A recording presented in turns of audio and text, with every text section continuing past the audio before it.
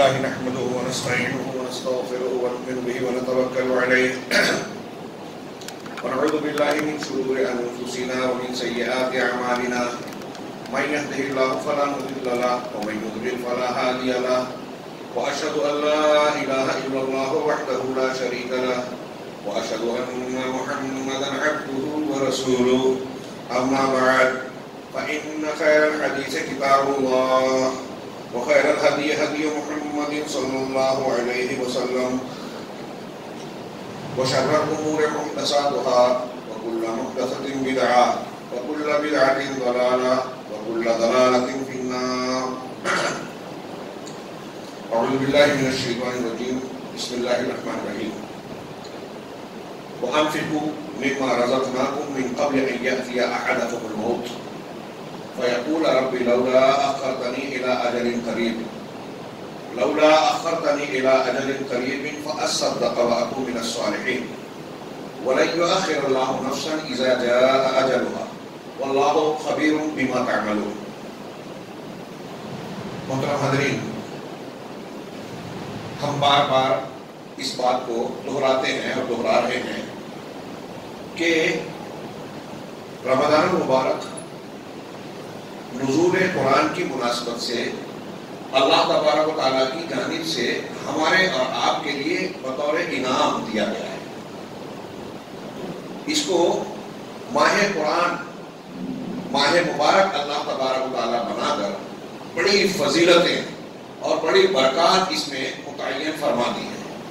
ہم نے سنا کہ اللہ کے نبی صلی اللہ علیہ وسلم کا فرمان ہے، جو ہی ہلال رمضان نظر آتا ہے، چاند نظر آتا ہے، ویسے ہی جنت کے دروازے، رحمت کے دروازے کھول دیے جاتے ہیں، جہنم کے دروازے بند کر دیے جاتے ہیں اور شیاطین کو قیدی بنا دیا جاتا ہے، بندی بنا دیا جاتا ہے.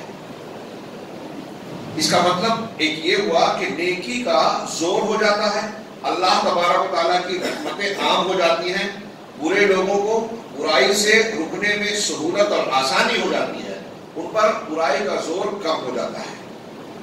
اللہ تبارک و تعالیٰ رمضان کے داخل ہوتے ہی نیکی کا ایک ماحول بنا کر ہمیں اور آپ کو دے دیتا ہے. اور روایتوں میں ہے کہ ہر رات اللہ تبارک و تعالیٰ بہت سارے لوگوں کو جہنم سے آزادی عطا فرماتا ہے. اس میں نیکیوں کا درجہ بڑھ جاتا ہے، اللہ کا اجر و ثواب اور زیادہ ہو جاتا ہے عام دنوں کے مقابلے میں، اس کی رحمت مزید جوش میں آ جاتی ہے. جب رمضان المبارک کا یہ معنی ہے، مطلب ہے، یہ اجر و ثواب ہے، اور پھر اللہ رب العالمین نے اس میں مزید کچھ عبادات اور اعمال مشروع کیے. اس کے دن کے روزے فرض کیے.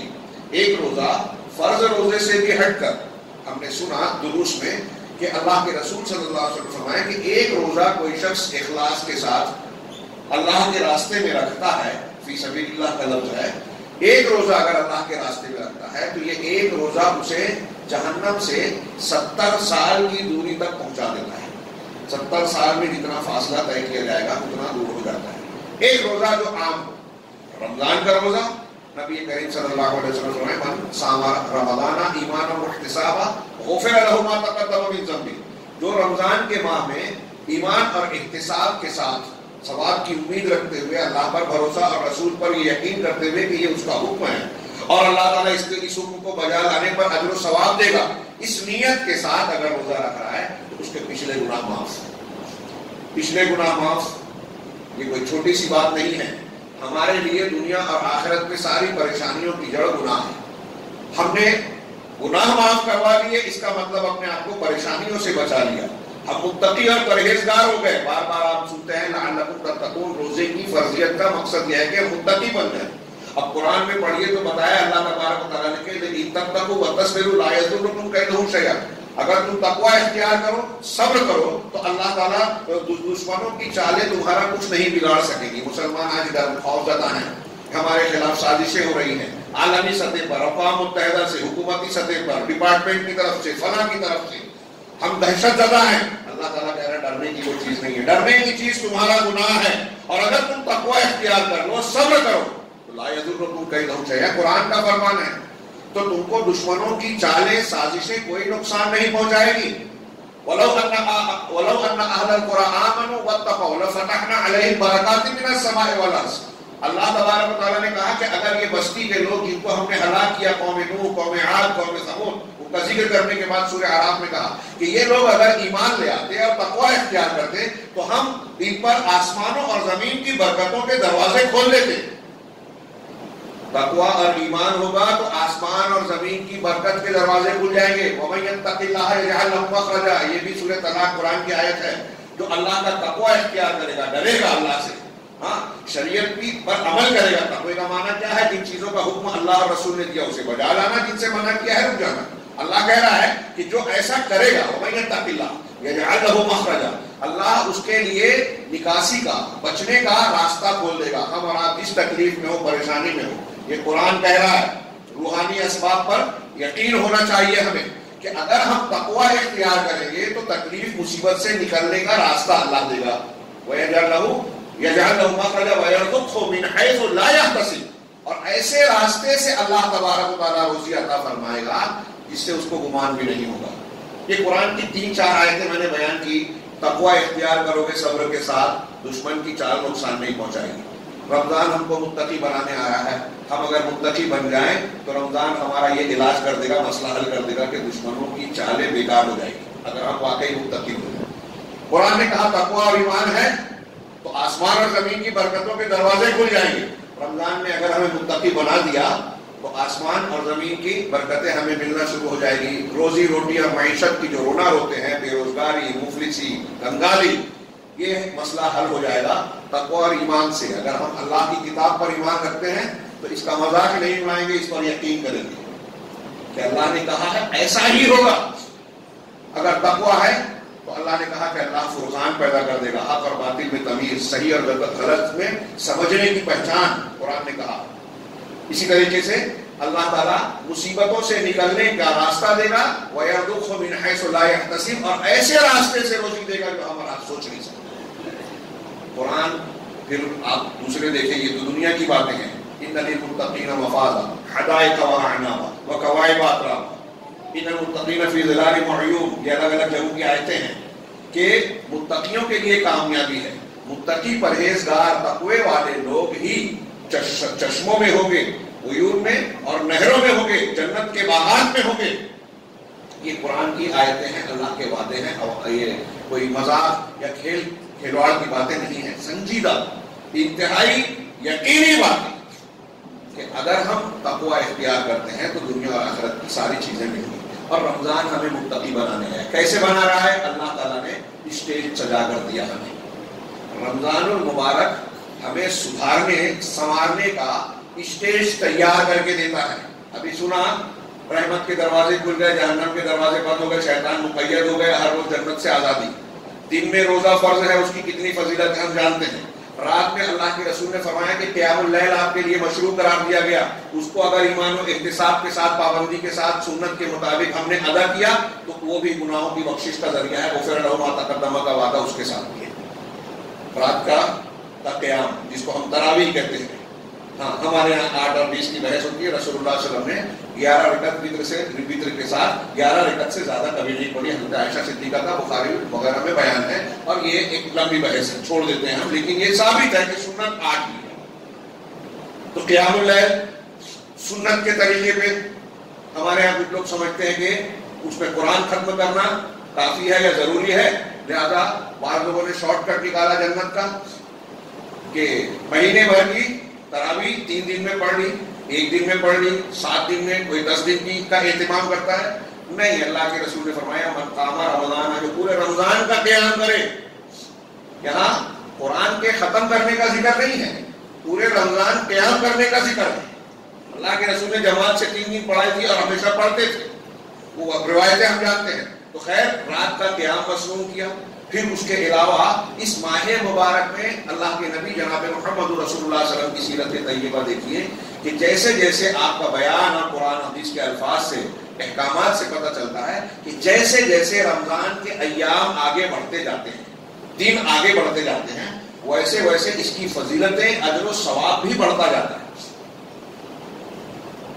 چنانچہ اللہ کے نبی صلی اللہ علیہ وسلم اور صحابہ کرام کی زندگی کو ہم دیکھتے ہیں تو پتہ یہ چلتا ہے کہ رمضان کے دن جیسے جیسے آگے بڑھتے تھے وہ لوگ عبادت میں، خرچ میں، انفاق میں، نیکیوں میں اور اللہ تبارک و تعالیٰ کے لیے اعمال، اچھے اعمال کرنے میں زیادتی کرتے جاتے تھے.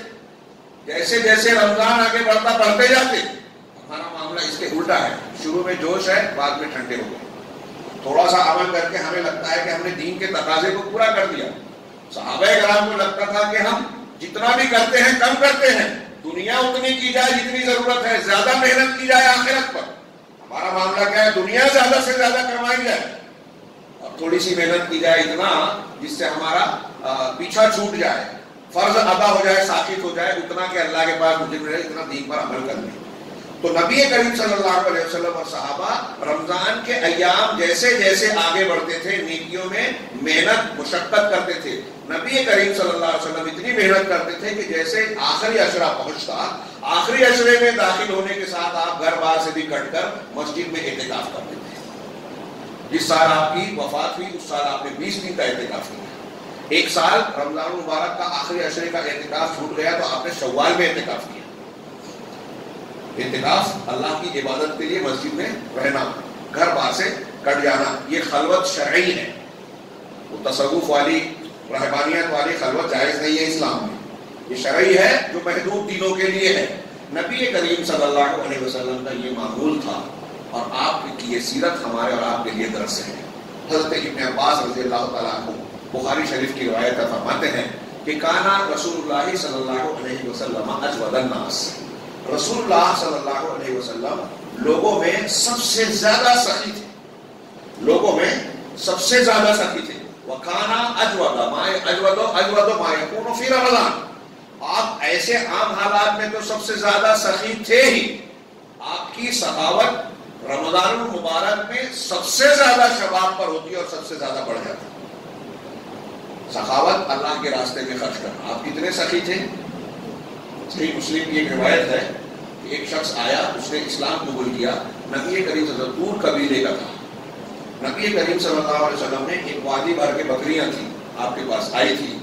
آپ نے کہا کہ پوری بکریاں لے لو. پوری بکریاں ایک بھی نہیں رکھی، سب دے دی اس کو. نئے اسلام قبول کیا. وہ لوٹ کر اپنی قوم کے لوگوں میں گیا اور اس نے کہا، یہ صحیح مسلم میں کہ لوگوں محمد صلی اللہ علیہ وسلم پر ایمان لاؤ. وہ اتنا دیتے ہیں کہ انہیں ختم ہونے کا ڈر ہی نہیں لگتا. ایسے سخی آدمی. یہ نبی کریم صلی اللہ علیہ وسلم کی سیرت ہے. سچائی میں آپ دیکھیں گے تو بالکل دکھائی دے گا کہ دنیا کے سب سے زیادہ سچے انسان. امانت داری میں دنیا کے سب سے اعلیٰ درجے کے امانت دار. شجاعت اور بہادری میں دیکھیں تو آپ کے جیسا کوئی انسان پوری تاریخ میں نظر نہیں آئے گا. شرم و حیا، طاقت اور قوت مل جانے کے بعد دشمن کو معاف کر دینا فراخ دلی سے، ایسی کوئی شخصیت. آج آپ کو انتہا پسندی اور دہشت گردی کی تعلیم والا کہتے ہیں، لیکن آپ سے زیادہ نرم معاف کرنے والا پوری انسانی تاریخ میں کوئی نہیں. ایسے ہی آپ سے زیادہ سخی لوگوں کو دینے والا کوئی نہیں. حضرت ابن عباس کہتے ہیں کہ آپ سب سے سخی تھے. ایک مرتبہ گھر میں آپ نے بکرا یا بکری کٹوائی اور کہا کہ لوگوں کو بانٹو، صدقہ خیرات کرو، دو غربا اور مساکین پہ دو. تقسیم کیا گیا. کچھ دیر کے بعد آپ نے ام المومنین حضرت عائشہ سے پوچھا کہ کتنا بچ گیا اس میں سے. کہا صرف ایک اس کا شانہ، کتف کا لفظ ہے، ما بقیہ الا کتفہ، کہ اس کا کتف، اس کا کندھا یا شانہ جو کہیے، اس کا صرف ایک شانہ بچا ہے. نبی کریم صلی اللہ علیہ وسلم نے جو تعلیم دی کیا بہترین. کہا نہیں، شانے کے علاوہ اس کا سارا حصہ محفوظ ہو گیا. پوری بکری جو ہم نے اللہ کے راستے میں غربا مساکین میں تقسیم کی وہ سیف ہوا ہے، ریزرو ہوا ہے، وہ محفوظ ہوا ہے. یہ نہیں رہ گیا یہ تو ہم کھا لیں گے، استعمال کر لیں گے. محفوظ تو وہ ہوا ہے. ہم سمجھتے ہیں جو گھر میں رکھا وہ محفوظ ہے. نبی کریم صلی اللہ علیہ وسلم نے ایک مرتبہ سوال کیا کہ ایکم احب الیہ مالہ من مال وارث. بخاری کی حدیث ہے کہ تم میں سے کون شخص ہے جس کے نزدیک اس کا مال، اس کے وارث کا مال اس کے اپنے مال سے زیادہ محبوب ہے. یعنی اپنے مال سے زیادہ وارث کا مال محبوب ہے. تو صحابہ نے کہا کہ نہیں، ہم نے تو ہر شخص اپنا مال محبوب رکھتا ہے. تو کہا اگر تمہیں اپنا مال محبوب ہے تو تمہارا مال بس وہی ہے جو تم نے زندگی میں استعمال کیا. جو تم نے استعمال کیا وہ تمہارا مال ہے. جو جو تم نے استعمال کیا وہ ہے، اور جو تم نے صدقہ و خیرات کر کے چھوڑ دیا وہ تمہارا مال ہے. باقی جو دنیا میں چھوڑ کر مر جاؤ گے تو وہ تو تمہارے وارث کا مال ہے. اور آج کل لوگ اسی میں زیادہ مرے جا رہے ہیں. بینک بیلنس بنایا، زمین بنائی، جائیداد پراپرٹی بنائی، یہ تو چھوڑ کے جانے والے ہیں. ایک حدیث میں فرمایا کہ ابن آدم کہتا ہے میرا مال، حالانکہ اس کا مال وہی ہے جو کھا لیا، ختم کر دیا، پہن لیا، بوسیدہ کر دیا، اور صدقہ و خیرات کر کے اللہ کو خوش کر دیا، محفوظ کر دیا. باقی جو جمع کیا ہے آپ کی تجوری میں ہے، آپ کے کاغذات میں ہے، کورٹ میں اور فلاں ریکارڈ میں ہے، وہ آپ کا مال نہیں ہے، وہ آپ کے وارثین کا ہے. آپ کے مرنے کے بعد بچوں میں تقسیم ہوگا، ہو سکتا ہے لڑائی کریں، وہ آپ کا نہیں ہے، آپ استعمال نہیں کریں گے، آخرت میں لے کے نہیں جائیں گے. یہ میں آپ تمہید سے غور کیجئے کہ رمضان المبارک ہماری تربیت کر رہا ہے، ہم کو متقی اور پرہیزگار بنا رہا ہے. رسول اللہ صلی اللہ علیہ وسلم جہاں عبادت و ریاضت میں شدت اختیار کرتے ہیں، خوب نمازیں پڑھ رہے ہیں، قرآن کی تلاوت کر رہے ہیں، اسی حدیث میں جو بخاری کی میں پیش کر رہا ہوں اس میں یہ بھی ہے کہ اللہ کے رسول کی سخاوت رمضان میں سب سے زیادہ اعلیٰ ہوتی جب جبریل سے ملاقات کرتے. حین یلقاہ جبریل وکان جبریل یلقاہ فی کل لیلۃ من رمضان. اور حضرت جبریل علیہ السلام رمضان کی ہر رات میں رسول اللہ صلی اللہ علیہ وسلم سے ملاقات کرتے تھے. فیتدارسہ القرآن، اور ان کے ساتھ قرآن کا دور کرتے تھے. تراویح میں ہم دور کر رہے ہیں، حضرت جبریل، اور پورا قرآن رمضان میں حضرت جبریل سناتے تھے. اور آخری سال جس میں آپ کی وفات ہوئی 2 مرتبہ پورا نازل شدہ قرآن پڑھا، دور کیا. اس وقت جب آپ جبریل سے ملتے تھے، اس حدیث میں حضرت ابن عباس کہتے ہیں، تو آپ تیز ہوا سے بھی زیادہ سخی ہوتے تھے. یہ رمضان سخاوت، میں نے رمضان کی نیکیوں میں ایک انفاق کو بطور خاص آج کے جمعہ کی لکھی.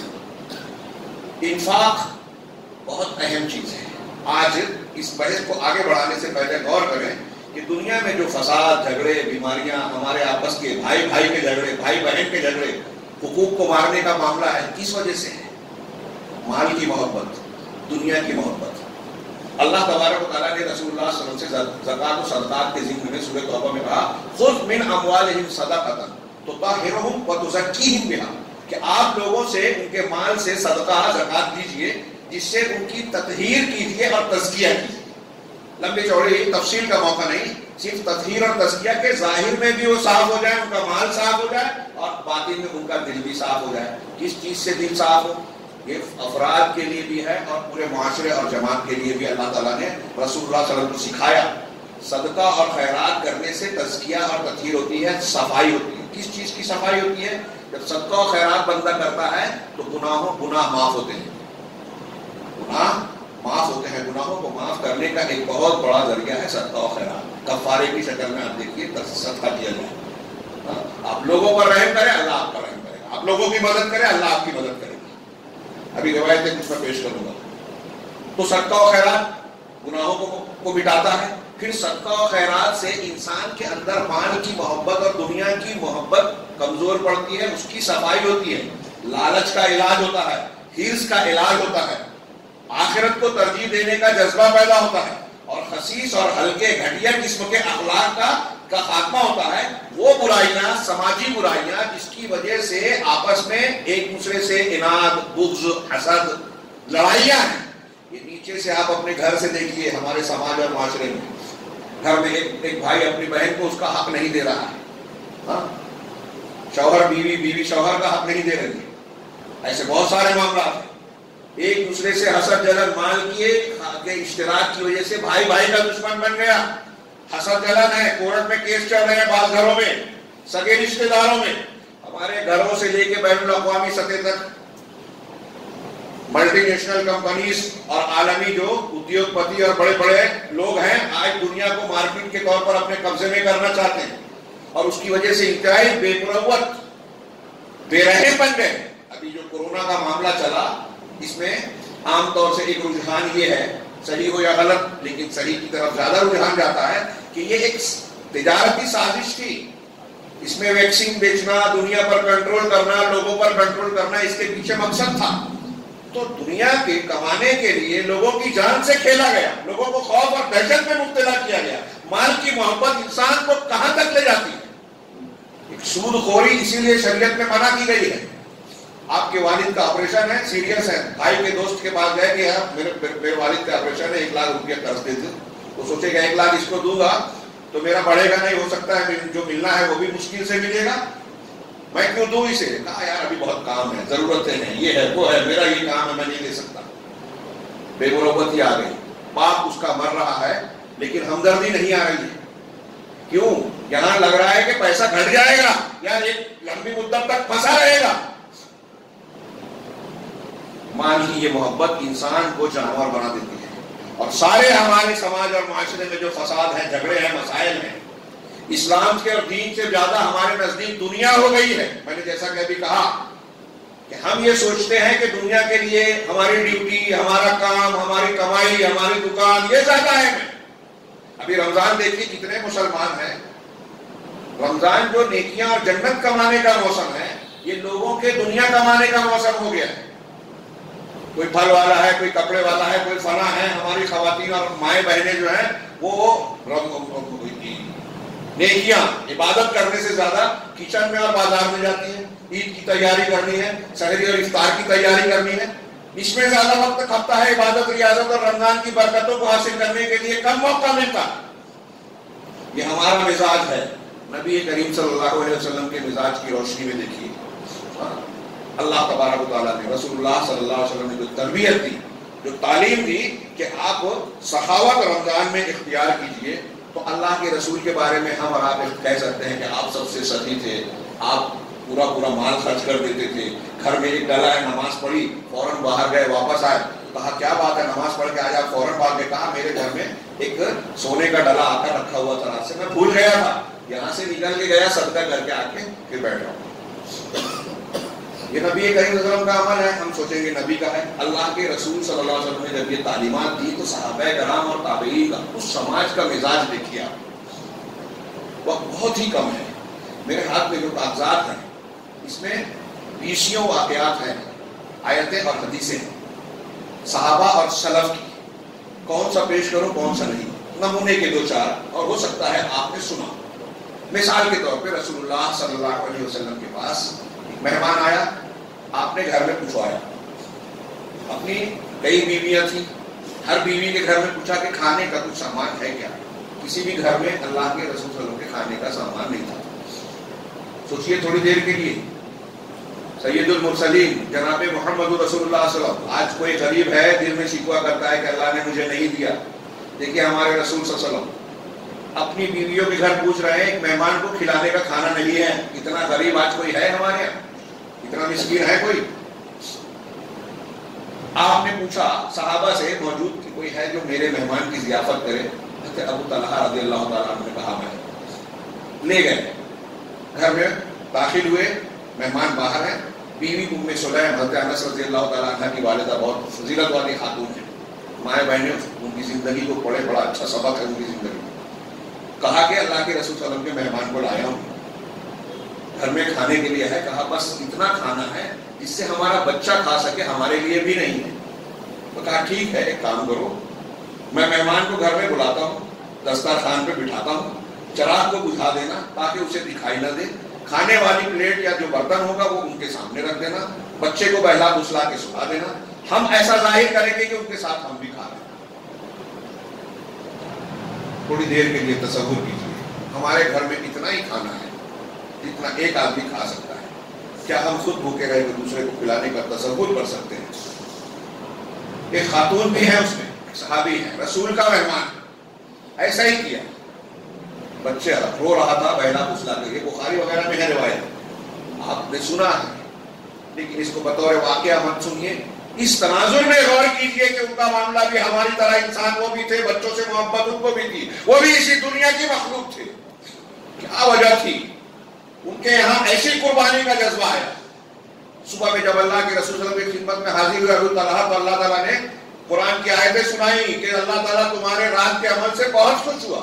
اور یہ آیتیں نازل کی جس میں ایک ٹکڑا یہ تھا وَيُؤْثِرُونَ عَلَىٰ أَنفُسِهِمْ وَلَوْ كَانَ بِهِمْ خَصَاصَةٌ.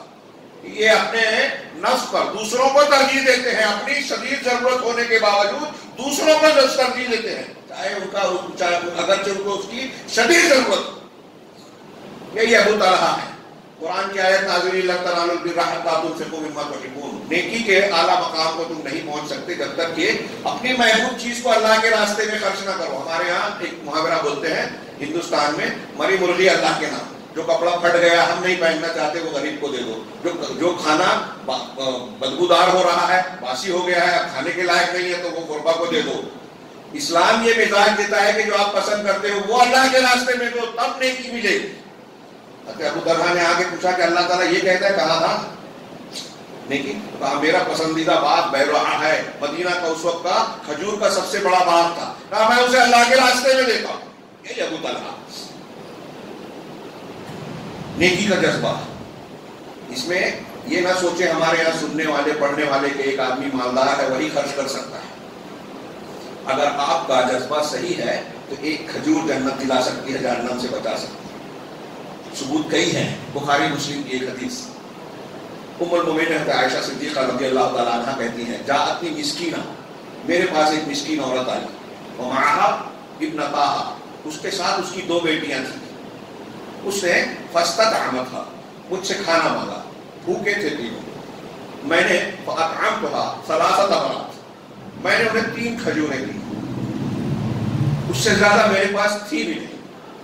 ام المومنین اللہ کے رسول صلی اللہ علیہ وسلم کے گھر میں 3 کھجوریں، اور تینوں کھجوریں دے دی۔ تھوڑی دیر کے لیے مزاج چونکہ ہمارے گھر میں تھوڑا ہے، کیا ہم وہ دینے کا تصور کرتے ہیں؟ کیا نہیں ابھی تو ہم کو ضرورت ہے، بھرا ہے تب بھی ہم سوچتے ہیں کہ ابھی ضرورت پڑے گی۔ میں نے تینوں دے دیا۔ کہا اس نے ایک ایک کھجور اپنی دونوں بیٹیوں کو دیا اور تیسری خود کھانا چاہتی تھی۔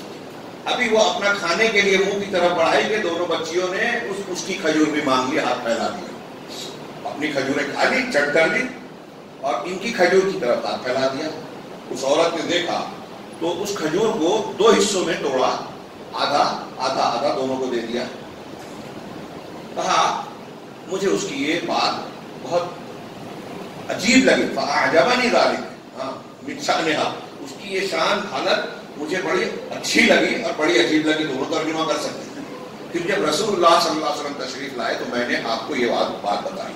اللہ کے رسول صلی اللہ علیہ وسلم نے سننے کے بعد کہا کہ اس نے جو عمل کیا اس کے بدلے میں اللہ تبارک و تعالیٰ نے اس پر جنت واجب کر دی یا اس کو جہنم سے آزاد کر دیا۔ غور کیجئے، ام المومنین حضرت عائشہ نے کھجوریں دی، بچیوں کو دینے کے بعد اس کی اپنی ایک کھجور تھی، اس نے اپنی ایک کھجور، اس نے بھی کمایا نہیں تھا، ام المومنین نے دیا تھا، اتنی غریب عورت تھی، لیکن اپنی بھوک اور شدت کے باوجود اس ایک کھجور کو بچیوں میں دے دیا۔ ایک کھجور کی وجہ سے اللہ نے جہنم سے آزادی اور جنت میں داخلہ دے دیا۔ فرمان رسول ہے اور مضبوط حدیث ہے۔ اللہ کے رسول نے کئی حدیثوں میں فرمایا، اتقوا النار ولو بشق تمرہ، جہنم کی آگ سے بچو چاہے کھجور کے ایک ٹکڑے ہی کے ذریعے سے کیوں نہ ہو۔ صحابہ کرام کا مزاج آپ دیکھیے، میں نے کہا کتنے واقعات ہیں خرچ کرنے کا عجیب و غریب، دوسرے کے کام آنے کا عجیب و غریب۔ اللہ کے رسول صلی اللہ علیہ وسلم نے ان کی تربیت کی تھی، وہ آخرت پر نظر رکھتے تھے۔